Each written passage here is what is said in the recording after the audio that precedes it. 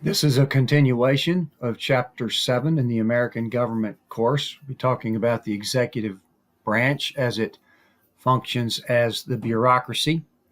It is another term for rule by the desk. So we will look at the functions of the executive branch. This is a cartoon that pokes fun at how big the executive branch is. So let's talk a little bit about the distinction between public organizations and private organizations. Public organizations, for the purpose of our lecture today, are government agencies, and our private organizations are what we would call our business firms, our corporations, companies, things like that.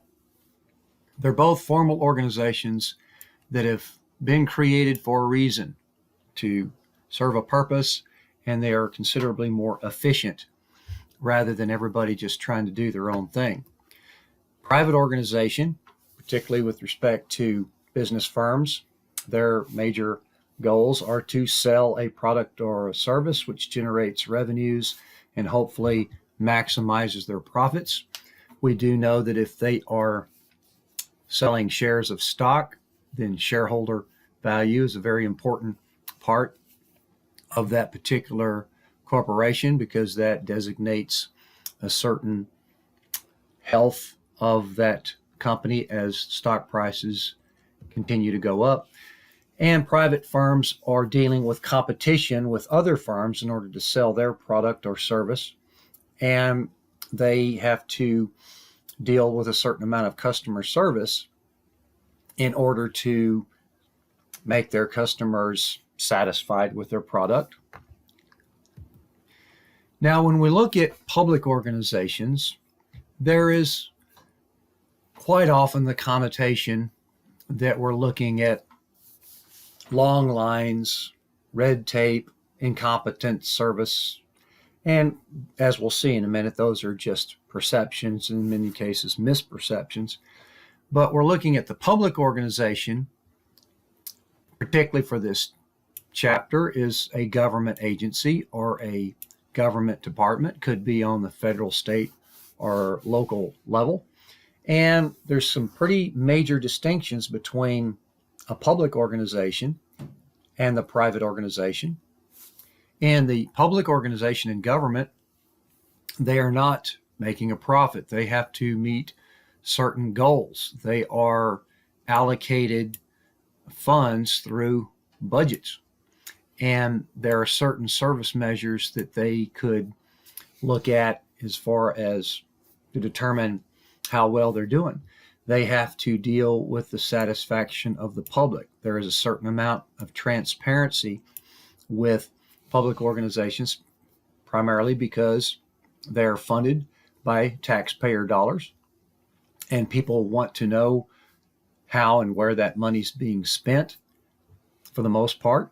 And another big aspect of public organizations is that the politics is always a part of the system that may affect your response. Whatever the politics may be at the top level, the business still needs to get done. That agency still has to provide its service, respond to the public's wants and needs. So those are some major distinctions there between public and private organizations.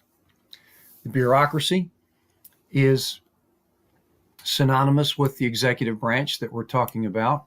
Bureaucracy, where the administration agencies are located, that we saw in that org chart in the previous chapter.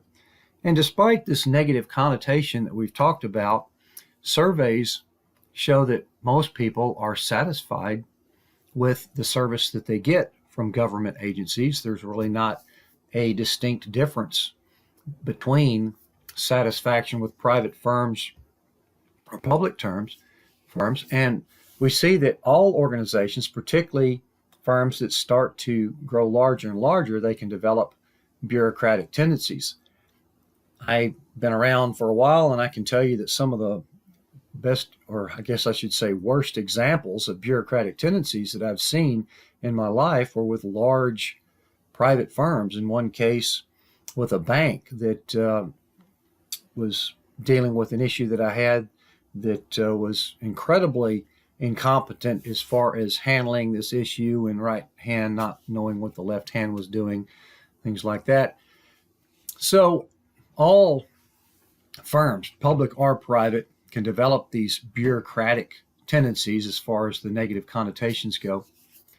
In the government realm, we're looking at dealing with street level bureaucrats such as policemen, teachers, soldiers, mailmen.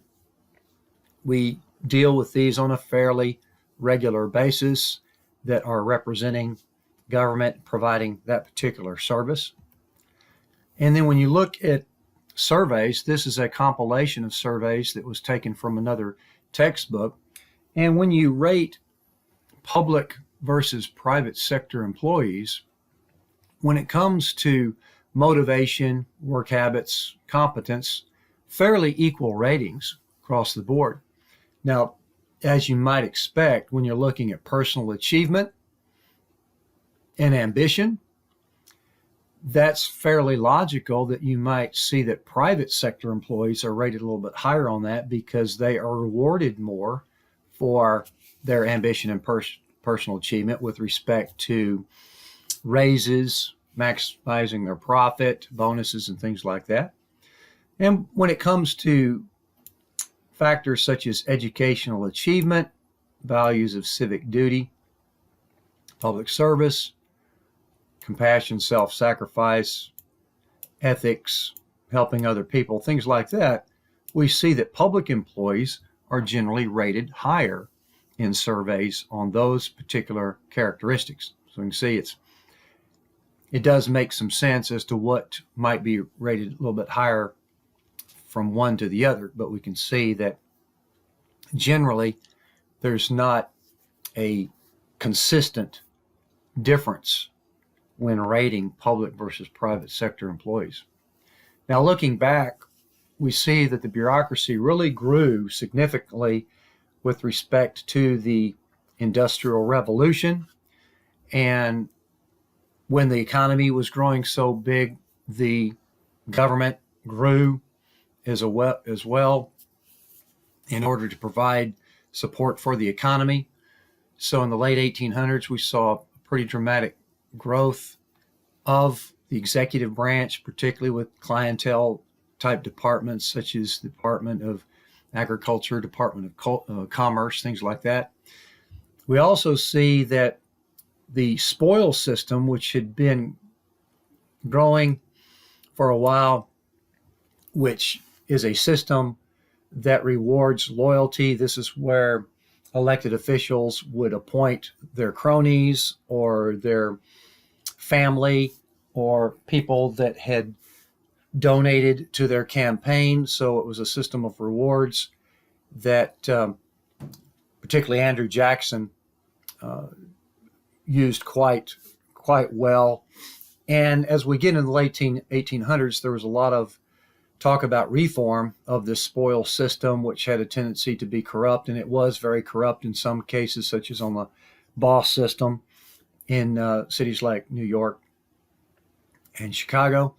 And then some major laws were passed in the 1880s that created the civil service system that was based on merit, so that people would not be given government jobs based on their loyalty or their contributions. And we'll talk about that here in a few more minutes, that it might also make it a little bit more difficult to fire civil servants, but the reason for that is so that government employees don't get fired by the next elected official just because of politics. So that's what we've got to watch out for. As I said, during the dramatic growth of the Industrial Revolution, we see more departments being added there to support the economy.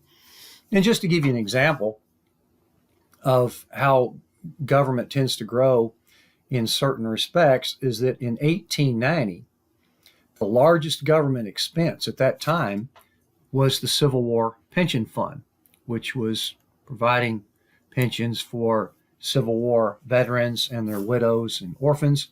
So very similar to today, where Social Security is our biggest expense in federal government. So that shows you kind of how that relates. Now, there's a perception, or I should say misperception, that the federal government is just continuing to grow larger and larger and larger. Now, when it comes to government expense, yes, because the bulk of expenses for public spending are through the federal tax revenues, and we'll talk about that in more detail when we get into the economic policies. But as far as personnel, the federal government has really not grown much since the 1950s. It seems to have peaked a little bit here in the 1980s, but the number of personnel in the federal government has tailed off a little bit, whereas we see the number of people that work for state government has risen a little bit more significantly, and as far as local government employees, that has increased dramatically. So those are some of the numbers looking at government personnel. So what are the primary purposes of the executive branch, its bureaucratic functions? Well, first and foremost, as mentioned in the Constitution, is that the president's branch, of course, the president is the boss of the executive branch that we've already talked about, and their job is to execute the laws, or in other words, to implement the laws that are delegated to them by Congress. And so that gives the executive branch responsibility to get these laws out there into the public so that people can be benefiting from them, or that government may need to enforce them. So that gives the executive agencies some leeway to interpret those laws. A law that is actually passed by Congress can't possibly be long enough to give all the details. Even if it's just a couple of 100 pages long, it's going to have to be translated into many rules and regulations. So there's some opportunity to fill in the blanks, so to speak, in order to implement that law and to provide rules and regulations to enforce that law. So that is the first and foremost, the primary function of the executive branch. And of course, these other two functions are kind of, as a result of that, one is called the rulemaking function. And for this reason, the executive branch has been referred to as the fourth branch of government, because this rulemaking process that puts rules and regulations out there for Americans to follow, that those have requirements and implications as well. It could be subject to arrest or fines if you don't follow the rules. And so that's what gives the executive branch its power that has been referred to as the fourth branch of government. Let's just run through that process very quickly. Every day, the Federal Register posts the notices that are being posted for that day, the proposed rules, the actual rules that have been finalized on that day, and any presidential documents. So if we go here to the Federal Register on this particular day, we see that there are 121 notices. That's a fairly busy day, and 10 proposed rules and 24 rules. So looking at the 121 notices for today, these are all the different agencies that are posting notices. Now, this could be a notice for an upcoming meeting, a notice of intent to file for paperwork reduction acts, for example, or environmental impact statements, or even just a notice that we're going to start collecting comments on this particular item that this agency is looking at as far as a rule change. So some of these are quite technical and perhaps jargony, but just, and there's quite a few of them here in today's notices. Rule, let's see. So these are what agencies are looking at planning to do so that people that are involved in these types of businesses, see here we've got public meetings coming up, public for cancellation. Here's one for a public meeting coming up.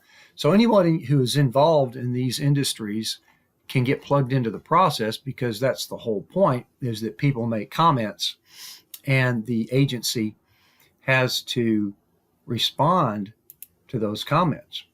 And now going back to the front page here, let's look at 10 proposed rules. And so we see the FAA has got some proposed rules out, and we see that the Copyright Office has got a modernization of the registration proposed. So these are pretty much the last call, so to speak, for people to respond to these proposed rules before they become rules, because the agency has to respond to those comments. And going back to the front page, we see that there are 24 rules actually published today. That means that these are going into the Code of Federal Regulations. So Transportation Department has 13 rules published today. FAA has got 11. EPA has got 3. And so what I might even ask you to do is to look through some of these and find something that looks interesting to you. A lot of airworthiness directives there coming out by the FAA. Let's see, Seaway regulations and rules. This is for a relatively local agency there, St. Lawrence Seaway. Tariff of tolls there. Here's a significant new use rule on certain chemical substances by the EPA. So as you can see, some of these are quite technical and very specialized to a particular industry, so the people that are involved plugged into that. And then if there's any executive orders published today or any particular presidential documents or proclamations, they would also be posted in the Federal Register as well. Now, the other function that we are most familiar with is to actually deliver a public good or service. For example, to deliver our mail, or to provide military protection, or to get out Social Security checks, things like that.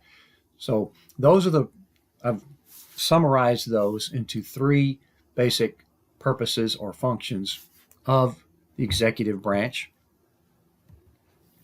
Now the bureaucracy, and this may sound a little bit ironic, but the bureaucracy has evolved over more than a century, and tries to be efficient in getting this done because of the fact that it's not driven by a profit motive. And we see that the hierarchy, or the division of labor, an organized structure that makes sure that things get passed down to the people that need to do that particular job, that has evolved to be part of what we call the hierarchy, or the part of a bureaucratic structure. And we see that even major private corporations have somewhat emulated this concept of the hierarchy, or the ladder, in order to make things more organized and efficient. And so the evolution of the bureaucracy kind of set that model for private companies to follow as well. Now, another thing that's very important to a bureaucracy to keep it efficient is the rules, the routinization. The impersonality is what they call it, or the standard operating procedures, so that each person who's in that job knows what needs to be done, and they're not necessarily looking for repeat business because there's no other competition. So therefore, it's strictly business. Get to the point. May even notice that when you're dealing with a bureaucrat as opposed to somebody in the private sector, where the private sector is really trying to get your business and probably puts a little bit more I guess you could say, effort into customer service, even though that's arguable today. Whereas on the bureaucratic side, there's really no incentive to do that. Just, get to the point, state your business, move on, routinization. And so the continuity of the bureaucracy is what keeps it working, despite the fact that every 4 years, at least every 4 years, there's going to be some shifting, potential shifting at the top levels of these agencies, political appointees that may have a different agenda or a different ideological direction than the previous political appointee. But the bureaucracy is designed to be consistent and continue to provide that service regardless of what the political leaders are at the top. And then at the bottom here, we've got another thing that helps make the bureaucracy efficient, and that's the expertise of the people that are hired based on their experience and their skill. That's part of what we call the merit system there, so that they're not hired based on their loyalty or their political affiliation. They're hired based on their experience and skill and their qualifications, and then they maintain that as the political winds shift on the top. So those are the basic reasons why the bureaucracy is somewhat efficient despite what perceptions might be.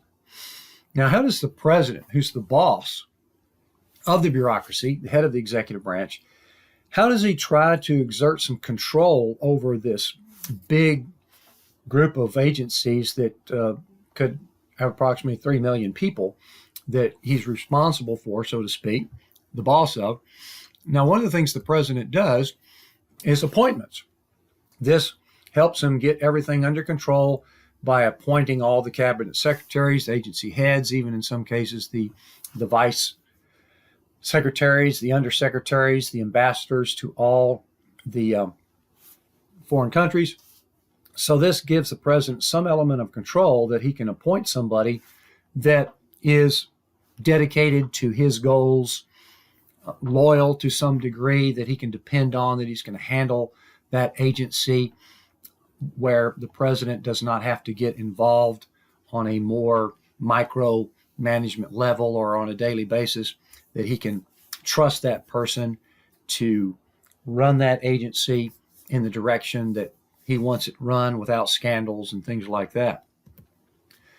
The executive orders, we've already talked about, that's an expanded power of the president, that over time the president can make a new rule or a procedure change for an agency in the executive branch. And these could be fairly big and broad and dramatic changes to an agency.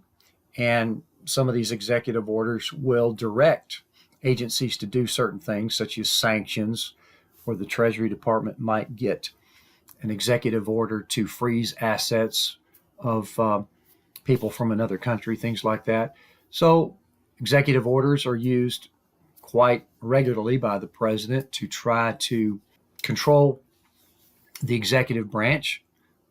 And then the president submits the proposed budget, because the president is the person that's over this branch that's going to be spending this money.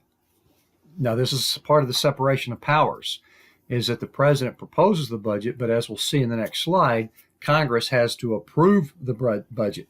We can't have the same person who's going to spend the money be the same person that's going to approve that money. But the president can really send out a lot of signals over his executive branch by either proposing a higher or a lower budget for a particular agency. If he does not think an agency is important enough, he may slash their proposed budget, and he may give a higher budget proposal to another agency that he thinks more important. So that's something that the president can do to get some control over his own bureaucracy.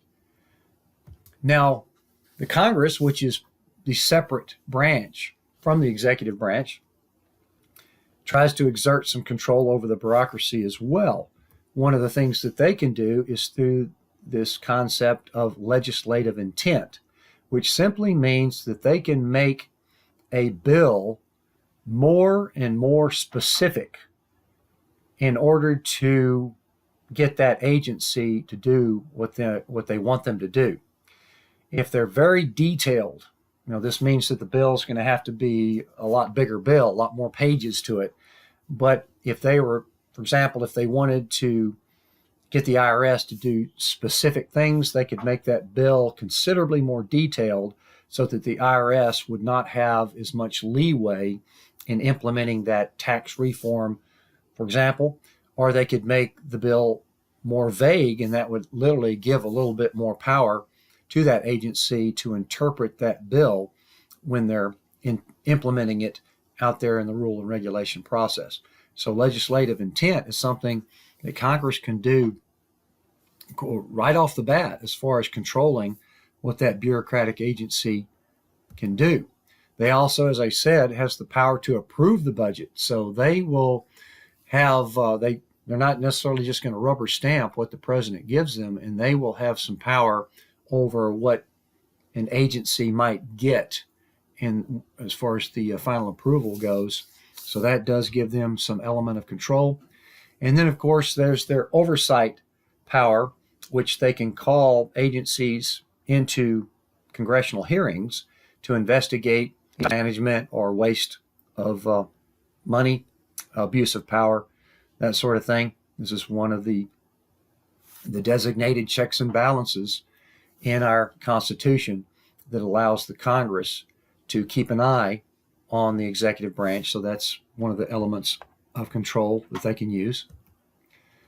Now let's talk for just a few minutes about how any administration or any government tries to reduce the bureaucracy, because that's always a common theme in every administration, is how can we cut some expense to government by reducing the bureaucracy. One of the things that they can do is just cut programs. This is pretty difficult and certainly very difficult to just completely eliminate an entire agency. That really hasn't been done for several decades, perhaps since the Civil Aeronautics Board back in the 70s. They will typically try to eliminate programs rather than the entire agencies, and they would have to do this somewhat incrementally because it's very difficult to do it all in one fell swoop. And as we've said, Congress could, or even the president could, reduce their budget over time in order to erode away that agency over time.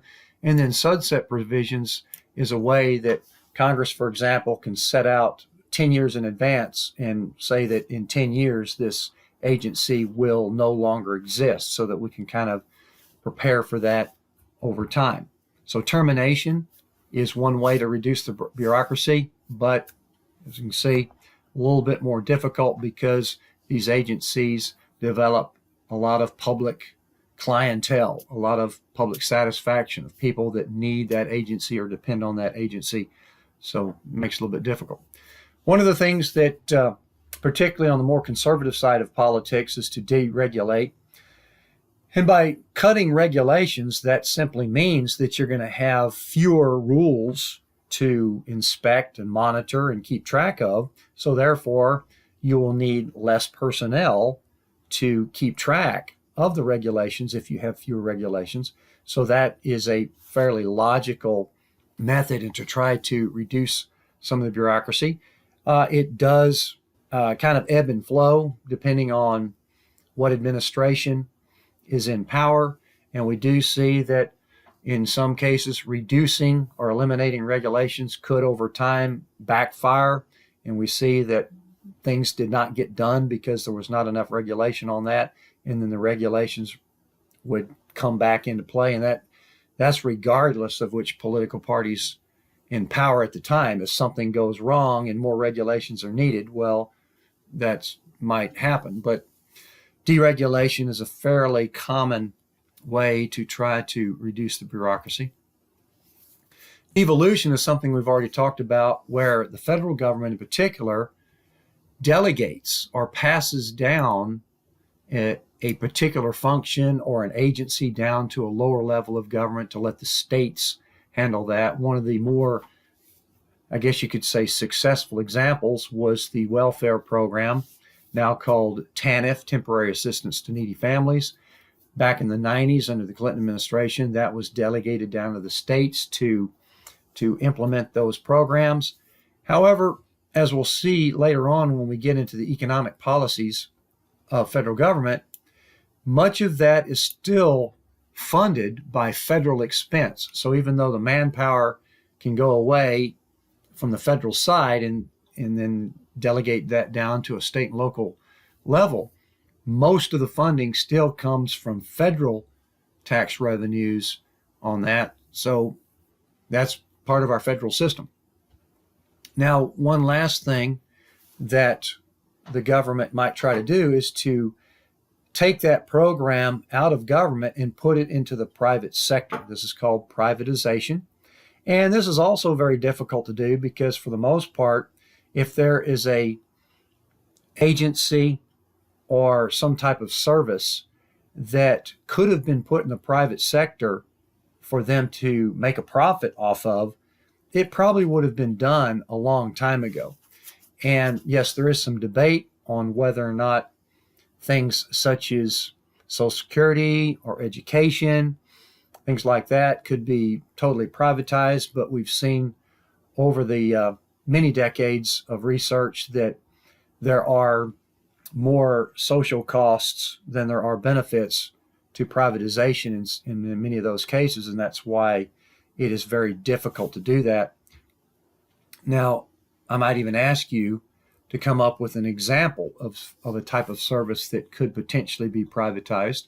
We have to be careful because contracting it out or outsourcing it to a private firm is not the same as privatization. What they're doing here, let's just take prisons, for example. If the government wants to contract out a prison, well, they will have firms that will bid on that, and a private company will then get that contract to run that prison under federal regulations. But the money still comes from the federal government. So that is not true privatization. The prison would actually have to be standalone and generate its own revenue in order to be privatized.